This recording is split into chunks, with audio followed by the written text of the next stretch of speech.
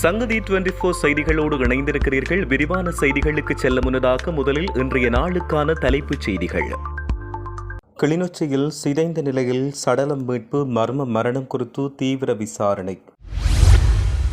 இலங்கையில் தங்கியிருக்கும் அந்த சர்ச்சைக்குரிய நபர் சர்வதேச அமைப்பு இலங்கைக்கு வைத்துள்ள கோரிக்கை.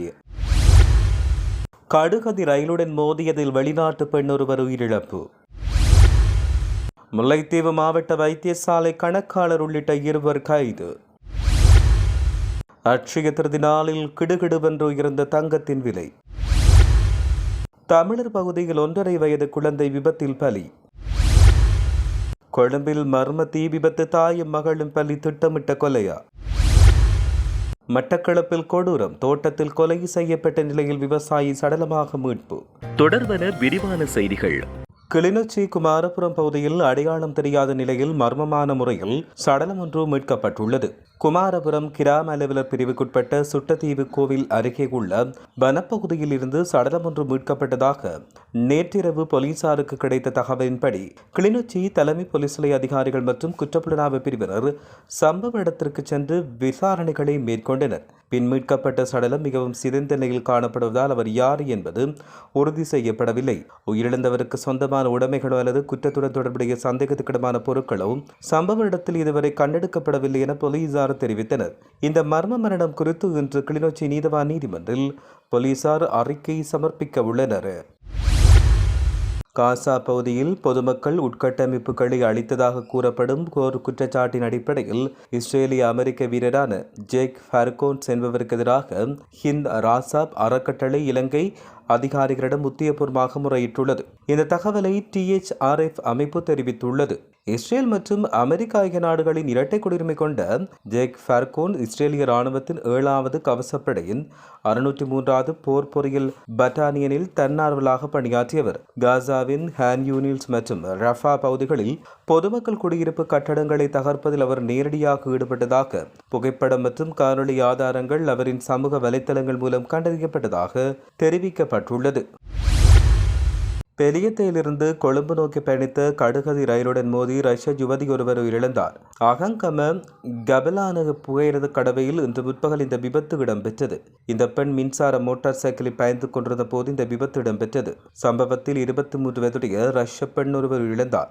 விபத்து இடம்பெற்ற சந்தர்ப்பத்தில் புகையிரத கடவையின் சமிச்சை விளக்குகள் இயங்கிய நிலையில் இருந்ததாக குறிப்பிடப்படுகிறது. சம்பவம் தொடர்பில் அகங்கம போலீசார் மேலதிக விசாரணைகளை மேற்கொண்டு வருவதாகவும் தெரிய வருகிறது.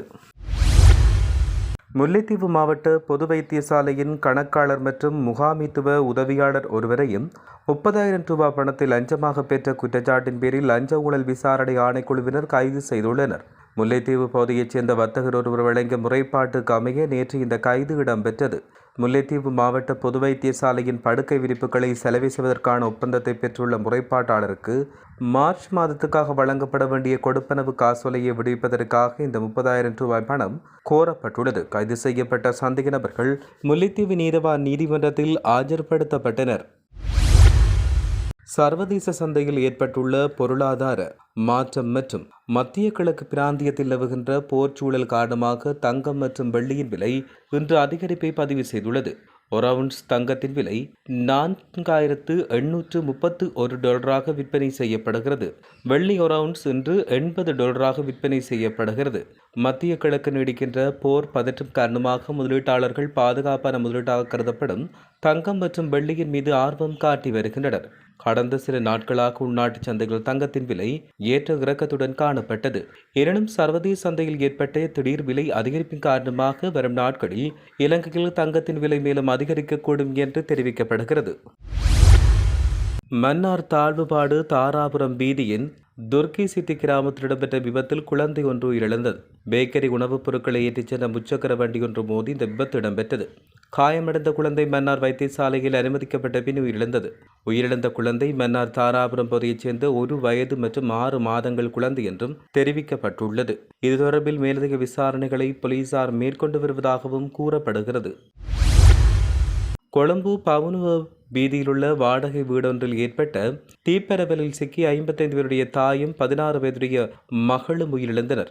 இந்த சம்பவத்தில் காயமடைந்த பெண்ணின் கணவர் மற்றும் 76 வயதான வீட்டின் உரிமையாளர் ஆகியோர் பலத்த தீக்காயங்களுடன் களுபோவிலை மருத்துவமனையில் அனுமதிக்கப்பட்டுள்ளனர். இச்சம்பவம் ஒரு திட்டமிட்ட கொலையா என்ற கோணத்தில் மேலதிக விசாரணைகளை போலீசார் மேற்கொண்டு வருவதாகவும் தெரிவிக்கப்பட்டுள்ளது.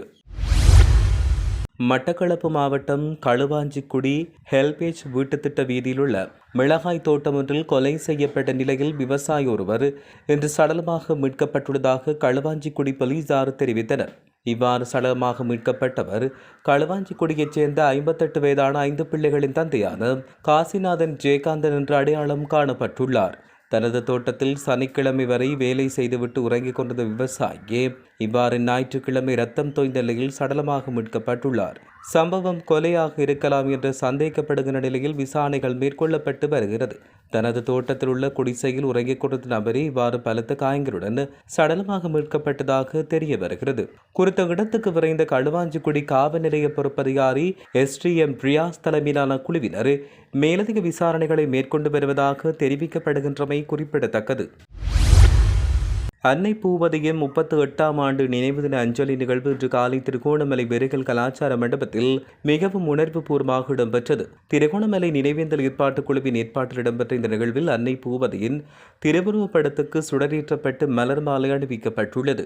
அதனைத் தொடர்ந்து அங்கிருந்த பொதுமக்களும் சமூக செயற்பாட்டாளர்களும் மலர் தூவி தமது அஞ்சலிகளை செலுத்தியிருந்தனர். பெருகல் பிரதேச சபையின் தவிசாளர், சமூக செயற்பாட்டாளர்கள், பெண்கள், இளைஞர்கள், அந்த பகுதியைச் சேர்ந்த பொதுமக்கள் என பலரும் இந்த நிகழ்வில் கலந்து கொண்டனர். 1988ஆம் ஆண்டு இந்திய அமைதி காக்கும் படையினருக்கு எதிராக அகம்சை வழியில் போராடி உயிர்நீத்த அன்னை பூவதியின் தியாகத்தை நினைவு கூறும் வகையில் இந்த அஞ்சலி நிகழ்வு மிகவும் அமைதியான முறையில் அதே சமயம் எழுச்சியுடன் முன்னெடுக்கப்பட்டிருந்தமை குறிப்பிடத்தக்கது. வடக்கு மற்றும் கிழக்கு மாகாணங்கள் உள்ளிட்ட நாட்டின் பல பகுதிகளுக்கும் நாளை முதல் 26ஆம் தேதி வரை பரவலாக மிதமான மழை கிடைக்கும் என்று அறிவிக்கப்பட்டுள்ளது. வடமேல் மற்றும் மத்திய மாகாணங்களின் சில பகுதிகளுக்கு சற்று கனமான மழை கிடைக்கும் என்றும் யாழ் பல்கலைக்கழக புவியியத்துறை பேராசிரியர் நாகமுத்து பிரதீபராஜா தெரிவித்தார். நிலவும் அதிக வெப்பநிலை காரணமாக மேற்காவுகை செயற்பாட்டுக்கான அடிப்படைகள் உருவாகியுள்ளன. நீராவியின் மேலுயர்த்துகையும் கீழ் மாறன் மண்டலத்தின் மேல் பகுதியில் நிகழும் வளி குளிரடைதல் செயற்பாடு இந்த மழைக்கு அடிப்படையாகும். கடந்த நாட்களாக அதிக வெப்பநிலையால் பாதிக்கப்பட்டு கொண்டிருக்கும் வடக்கு கிழக்கு, வடமேற்கு, வடமத்திய மற்றும் மேற்கு மாகாணங்களுக்கு இந்த மழை பெரும் ஆறுதலாக அமையும். ஆனால் மழை கிடைக்கும் சந்தர்ப்பத்தை தவிர ஏனைய சந்தர்ப்பங்களில் அதிக வெப்பநிலையுடனான வானிலையே தொடரும். இன்று வரையான தரவுகளின் அடிப்படையில் உண்மையான வெப்பநிலை அடிப்படையில் இந்த ஏப்ரல் மாதம் அதிக அளவிலான வெப்பநிலை நிலவக்கூடும் என்று தெரிவிக்கப்பட்டுள்ளது. கடந்த 19 நாட்களில் வடக்கின் அளவிடப்பட்ட வெப்பநிலை சராசரியாக 36.3 பாகை செல்சியஸாக பதிவாகியுள்ளது. கிழக்கு மாகாணத்தில் 36.5 பாகை செல்சியஸாக பதிவாகியுள்ளதாகவும் அவர் தெரிவித்துள்ளார்.